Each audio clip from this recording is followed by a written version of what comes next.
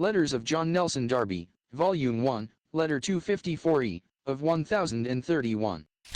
P412 RT Grant. Beloved brother, you were surely right in thinking I should be interested in your work, and our dear Indian brethren.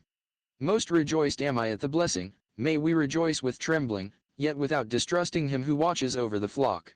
I must write briefly, for I am occupied incessantly, but that all things are simple with the Lord, anxiously, everything is in movement here.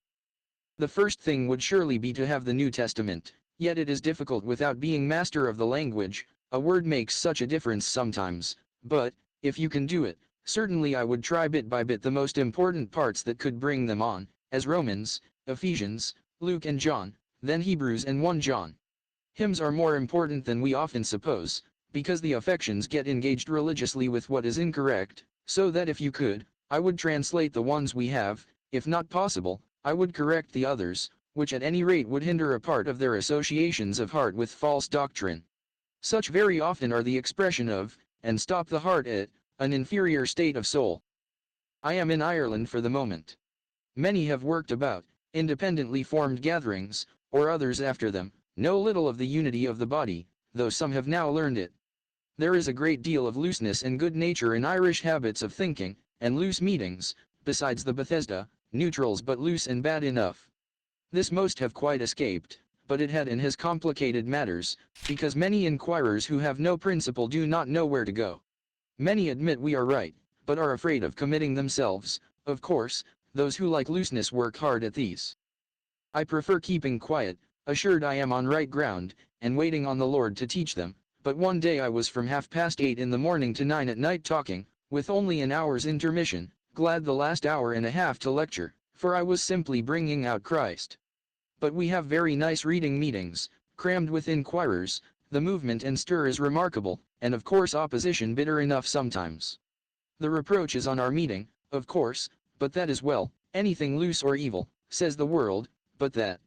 The brethren, thank God, are going on nicely, the meetings happy, the sense of the Lord's presence there. I should be glad to abide longer, but I suppose I must run to Edinburgh for a while, where the doors are open, and numbers, as well as at Glasgow, much increased. Systems are breaking up, that every one sees.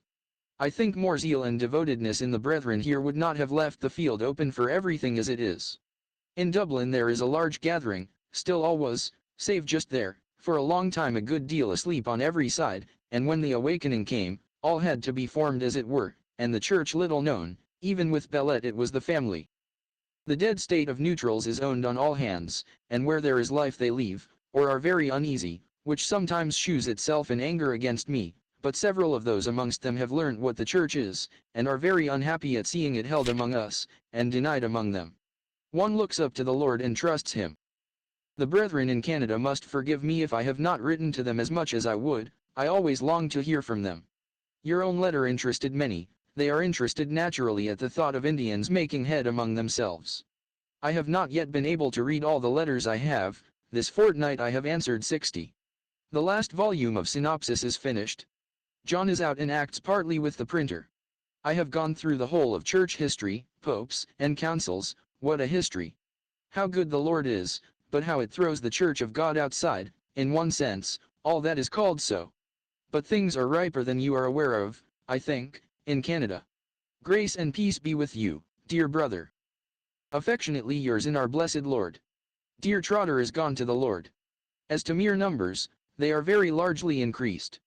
I write with scarce a moment. Dublin, 1865.